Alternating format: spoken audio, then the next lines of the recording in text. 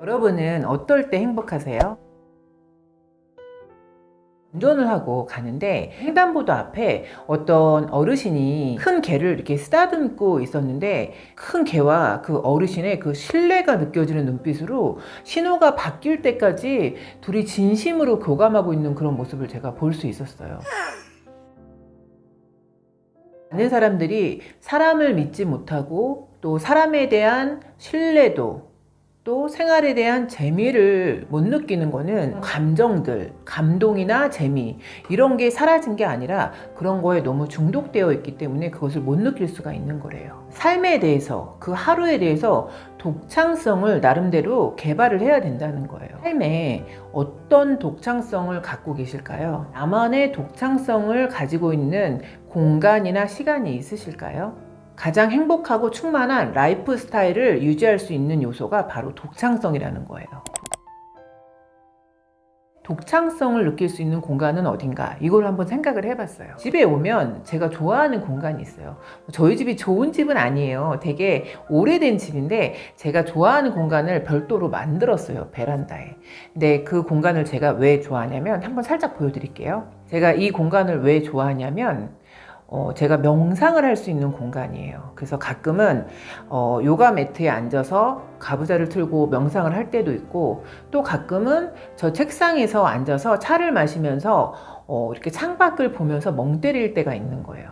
그런데 너무 감사하게 저희 베란다에서 산이 보이는 거예요. 그래서 저는 그 산을 보면 너무너무 상쾌하고 감사하고 막 이런 생각이 들더라고요. 그래서 저 같은 경우에는 베란다를 트지 않고 일부러 이렇게 제가 공간을 활용하려고 남겨둔 공간이 있어요. 그런데 저는 집에 딱 오면 이 공간을 너무 좋아해요. 포브스가 출간 75주년을 기념해서 그런 조사를 했었대요. 사람들은 너무 많은 거를 갖고 있는데 왜 그 안에서 행복을 못 느낄까에 대해서 한번 조사한 적이 있었대요.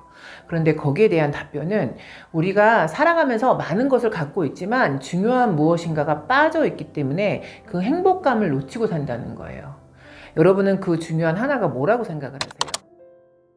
저는 감사함이라고 생각을 해요. 그런데 이 책에서는 그 빠진 것 중에 한 부분이 웃음이라고 그렇게 표현을 하고 있어요. 그래서 웃음은 정말 명약이다 이렇게 표현을 하고 있는데, 이 웃음에 대해서 표현한 걸 한번 읽어드려 볼게요. 18세기 프랑스 시인이었던 세바스티앙 샹포르는 가장 황량한 날이란 한 번도 웃지 않았던 날이라고 말한 바 있다. 배꼽 빠지게 웃어본 날이 언제였는지 기억할 수 있는가? 우리는 얼마나 많은 날을 황량하게 보냈을까? 편집자이자 작가인 노먼 커슨스는 웃음의 치유력이라는 책을 통해 내분비 질환으로 고생하던 그가 어떻게 고통을 이겨냈는지에 대해 이렇게 회고하고 있다. 한 10분 동안 배꼽이 빠질 정도로 웃고 나면 실제로 진통 효과가 있으며 최소한 2시간 정도는 고통 없이 잠을 잘 수 있다는 사실을 발견했다. 이렇게 소소하게 웃을 일은 정말 많죠. 우리가 살다 보면. 근데 이렇게 배꼽 빠지게 웃어봤다? 저도 이런 기억은 그렇게 많지 않은 것 같아요. 우리가 인생의 절반쯤 왔을 때, 지금 저희가 다 인생의 절반쯤에 와 있잖아요. 인생의 절반쯤에 왔을 때 꼭 하나 체크해야 될 사항이 있대요. 그거는 자신과의 대화를 하는 거래요. 여러분, 자신과의 대화를 해보신 적이 있으실까요? 제가 예전에는 저도 거울을 보면서 저랑 얘기해 본 적이 있었어요. 그런데 지금은 저랑 얘기하는 것보다 제 하루하루에 대해서 저는 신하고 대화를 가끔 할 때가 있는 거죠. 자신과의 대화를 할 때는 내가 지금 어디로 가고 있는가 이거를 한번 체크해 봐야 되고, 내가 잘 가고 있는 건가 이것도 체크를 해봐야 된대요. 10년 전의 나와 지금의 나를 비교했을 때, 아, 내가 제대로 방향을 잘 설정하고 잘 가고 있나 이런 생각이 드시나요?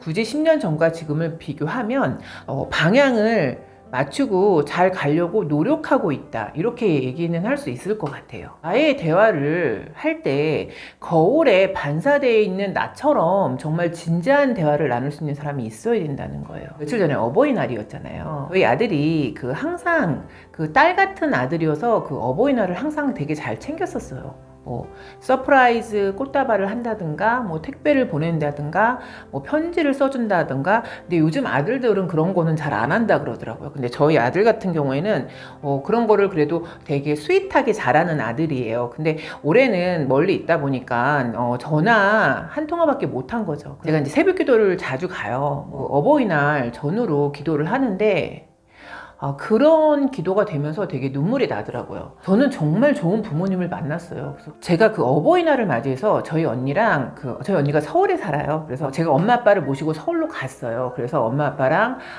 이렇게 맛있는 걸 먹고 저희 언니랑 저랑 큰 마음을 먹고 쇼핑을 해드렸어요. 그래서 근데 사실 저희 부모님이 아직까지 큰 병치레를 하진 않으셨어요. 저희 아빠가 뭐 이렇게 뇌수술 한번 하고 뭐 이런 거 빼고는 뭐 두 분이 너무 건강하신 게 너무 감사하죠. 두 분이 건강하신 건 저희 엄마가 굉장히 극성이신 분이에요. 그래서 저희 아빠를 모시고 하루에 3번씩 1시간씩 꼭 걸으세요. 그러면서 그 걷는 이유는 자식들한테 민폐를 주고 싶지 않다는 딱 그 사명 하나, 정말 사명적으로 걸으세요. 그래서 저희 자식들 입장에서 너무 감사하죠. 그래서 저희 연배에 부모님이 살아계신 분들이 그렇게 많지 않더라고요. 그래서 살아계신 것도 너무 감사하고 저희 언니랑 제가 그랬어요. 그냥 살아계시는 동안 원하는 거 다 말씀하셔라. 그 대신 병원 가시거나 아프지 마셔라. 우리가 그 비용으로 원하는 걸 다 사드리겠다 이렇게 말씀을 드렸어요. 그러니까 엄마 아빠가 더 운동을 열심히 해야 되겠다 막 이렇게 얘기를 하시더라고요. 그런데 제가 그 어버이날 기도를 하는데 그런 생각이 들었던 거예요. 저는 저렇게 좋은 부모를 만나서 어려운 거 사실 모르고 컸어요. 어려운 거 잘 모르고 컸고, 그리고 부모님들이 정말 금술이 너무 좋으셨어요. 그래서 저희 앞에서 싸우는 것도 저는 별로 보고 자라지 않았어요. 그러니까 그런 거에 비하면 저희 아들한테 너무 미안한 거예요. 그래서 그런 생각이 드는 거예요. 기도를 하는데 나는 좋은 부모를 만나서 어버이날을 이렇게 정말 누릴 수 있는데 우리 아들은 정말 좋은 부모를 못 만나서 어버이날도 너무 불편하겠다 이런 생각이 드는 거예요. 그래서 너무 눈물이 나더라고요. 또 그래서 제가 그 어버이날 저희 아들한테 그런 카톡을 보냈어요. 엄마는 좋은 부모를 만나서 어버이날이 항상 좋았는데 너는 엄마만큼 좋은 부모를 못 만나서 엄마가 너무 미안하고 회개가 되었다. 이게 커피 같은 거 사 먹으라고 이렇게 상품권을 같이 어버이날 제가 아들한테 보냈어요. 그때 저희 아들이 바로 전화가 온 거예요. 그래서 엄마 왜 이런 거를 하냐고. 그래서 내가 엄마가 새벽 기도를 하다 보니까 너한테 너무 미안하고 너무 회개가 됐다. 그랬더니 저희 아들이 엄마 좋은 교회 다니네? 이러는 거예요. 그래서 너무 그냥, 근데 저희 아들도 되게 어색했던 거예요. 그래서 그 슬픈 감정을 자기 나름대로 막 개그로 넘긴 것 같아요. 그러면서 엄마 좋은 교회 다니네? 교회 열심히 다녀? 막 이렇게 얘기를 하고 그냥 넘기더라고요. 그래서 진짜 우리 아들은 진짜 나보다 어른이다. 이런 생각이 들더라고요. 그래서 저희 아들이 왜 커피 쿠폰 이렇게 비싼 걸 보냈냐고 얘기를 하는 거예요. 그래서 제가 같이 저희 아들이 지금 사실은 그 중앙부처에 인턴으로 취업을 앞두고 잠깐 인턴으로 들어가 있어요. 중앙부처에. 그래서 너희 그 사무실에 네 또래 애들하고 다 같이 나눠 먹으라고. 그랬더니 저희 아들이 고맙다고 이러고 전화를 끊는 거예요. 그래서 사실 제가 그 어버이날 이런 생각이 들었던 건 처음이에요. 우리 아들한테 받을 생각만 했지.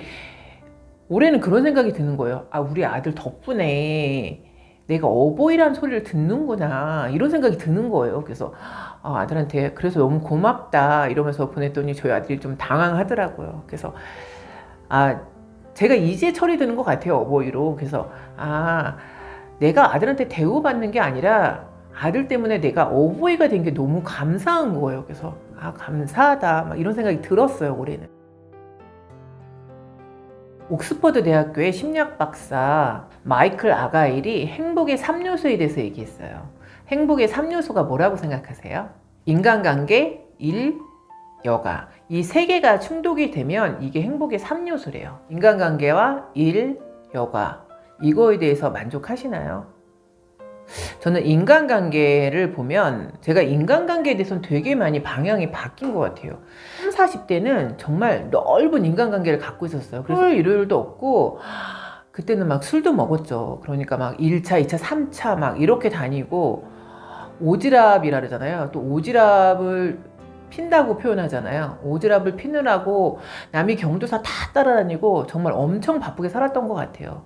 그리고 막 큰 모임들에 막 총무 막 이딴 거 맡고 막 그래서 엄청 바쁘게 살았던 것 같아요. 그런데 이게 제가 그 40, 50대 제 인생에 한번 바닥을 친다 그러잖아요. 바닥을 치면서 되게 많은 게 바뀌고 정립이 됐어요. 인간관계도 넓고 얕은 것보다는 좁고 깊은 쪽으로 방향이 바뀌었어요. 대화를 할 때도 옛날에는 가볍고 재밌는 대화 뭐 이런 거 위주로 대화를 나눴다면 지금은 대화에서 제가 되게 많은 거를 추구하는 것 같아요.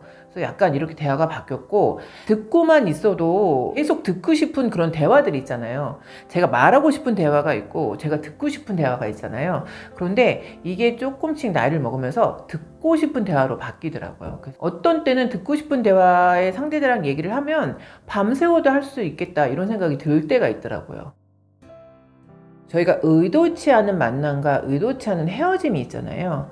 그런데 사실 가장 중요한 거는 만남보다 중요한 거는 헤어짐이 더 중요한 것 같아요. 그리고 헤어질 때 어떤 모습과 어떤 끝모습으로 그 사람을 기억하냐, 또 그 사람한테 기억이 되냐, 이거는 굉장히 중요한 것 같아요. 그래서 막 끝날 때 되게 안 좋게 끝나시는 분들 있잖아요. 소리 지르고 막 본인의 그 바닥을 드러내면서 그렇게 하시는 분들 있잖아요. 그거는 정말 다음을 기약할 수 없는 만남이 되는 거죠. 저도 그랬던 것 같아요. 애 아빠랑 헤어질 때는 맨 마지막 모습은 그냥 서로 그냥 침묵으로 조용히 그렇게 마무리를 했었던 것 같아요. 공통적이었던 거는 애가 불행하게 되지 않는 거에 양쪽에 다 초점을 맞췄던 것 같아요. 애도 어릴 때부터 양쪽 집을 자유롭게 왔다 갔다 할 수 있었던 것 같아요. 그래서 우리가 정말 중대한 결정으로 안 좋은 결말에 도달할 때는 그래도 마지막 모습은 가장 베스트한 모습을 유지하면서 그런 시간을 갖는 것도 필요하다 이런 생각이 들었던 것 같아요.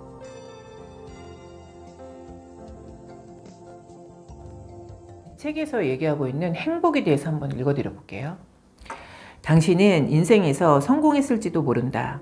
하지만 가만히 생각해보라.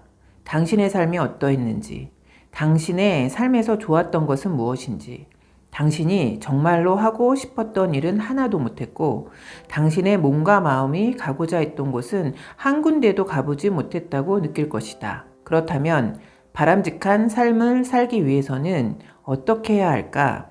극심한 생존 경쟁으로부터 벗어나기 위해 몸부림쳐야 할까? 위기의식에 쫓겨 자신을 끊임없이 채찍질해야 할까? 그렇지 않다. 우리가 찾아낸 해결책은 매일매일 짊어지고 있던 가방을 내려놓고 다시 가볍게 꾸리는 것이다. 삶의 가방이 가벼우신가요? 저도 예전엔 굉장히 무거웠었던 것 같아요. 그런데 지금은 많이 가벼워졌다고 얘기할 수 있을 것 같아요. 그래서 그 단순하지 않은 삶에서 단순하게 사는 공식을 알아야 한다는 거예요. 이 책에서 나와 있는 단순한 공식도 다시 한번 얘기를 해드려 볼게요. 자신이 속한 곳에서 사랑하는 이들과 함께하며 삶의 목적을 위해 자기 일을 하는 것. 단순한 것은 많은 것을 포기하는 게 아니래요. 여러분, 그러면 단순한 삶을 살고 계신가요? 여기에 나와 있는 이 단순한 공식대로 살고 계신가요? 저는 요거를 한번 읽으면서 어찌 보면 나는 이 단순한 공식에 굉장히 가까이 성공을 향해서 막 그것만 보고 막 달려가잖아요. 그런데 결국 삶은 여행과 같다는 얘기 너무 많이 하시잖아요. 삶은 그 과정이 전부라는 거예요. 이 책에서는 끝을 맺을 때 그렇게 얘기를 하고 있어요. 삶은 과정이 전부다. 그런데 많은 분들이 과정을 무시하고 결과만 보시잖아요. 과정이 올바르지 않으면 그 결론은 잠시 좋을 수는 있지만 그 과정이 언젠가는 어그러질 수 있다는 걸 알게 된 거예요. 그래서 그러면서 최선을 다한 다음에 결과가 안 좋은 거를 그대로 수긍할 수 있게 된 거죠. 교감이라고 할까요? 그런 거를 나눌 수 있는 분들이 생기고 있어서 그 부분이 너무 감사한 거예요. 저희가 뒤로 갈수록 그 대화가 단절된다 그러잖아요. 그리고 그런 사람들 찾기 어렵다 그러잖아요. 주제를 3가지로 던지고 있어요. 나는 왜 이 일을 하는가? 나는 왜 이 사람들과 어울리고 있는가? 나는 왜 이곳에 살고 있는가? 이 3가지가 저희 삶에 대한 퀘스천이 된다는 거죠. 이 세 개를 한번 깊게 생각하는 하루로 삼는 것도 되게 좋을 것 같다는 생각이 들었습니다.